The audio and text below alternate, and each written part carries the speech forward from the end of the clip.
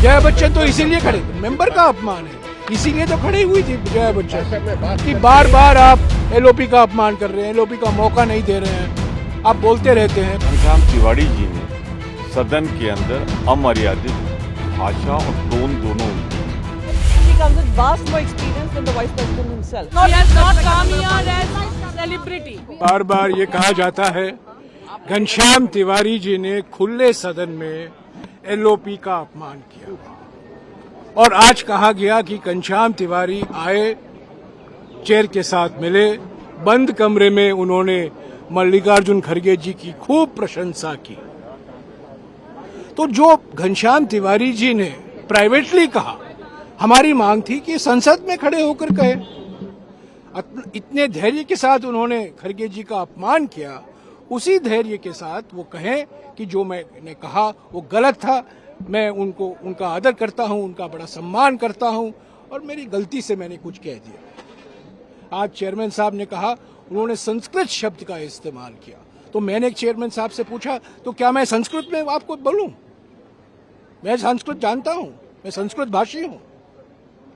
तो बार बार मुझे टोकते रहते हैं, पर मुझे टोकने से मुझे कोई आपत्ति नहीं है। एलओपी को मौका नहीं देते हैं, एलओपी का अपमान हुआ है, एक संवैधानिक पद का गरिमा को नीचे गिराया गया है, इसके खिलाफ हम हैं।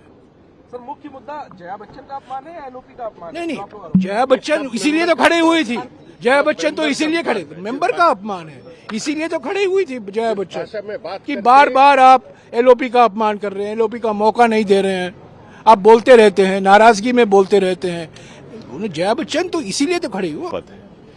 ये स्थापित है कि जब नेता सदन या नेता विरोधी दल बोलने खड़े हों तो दोनों को प्राथमिकता मिलती है, परंतु उसका पालन नहीं हो रहा है।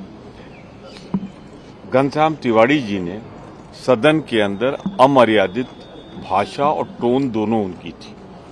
इसके बाद बैठकर अंदर बात हुई, वहां उन्होंने माना इस बात को कि मेरा कहने का ये आशय नहीं था, गलती है।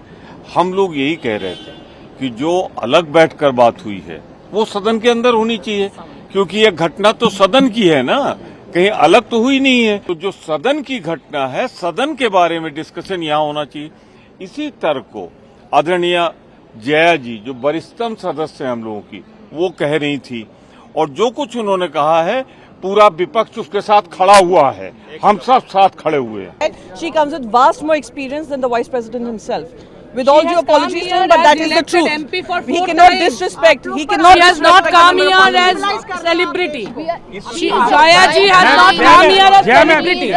Jaya ji has come here as elected member of parliament for 4 times.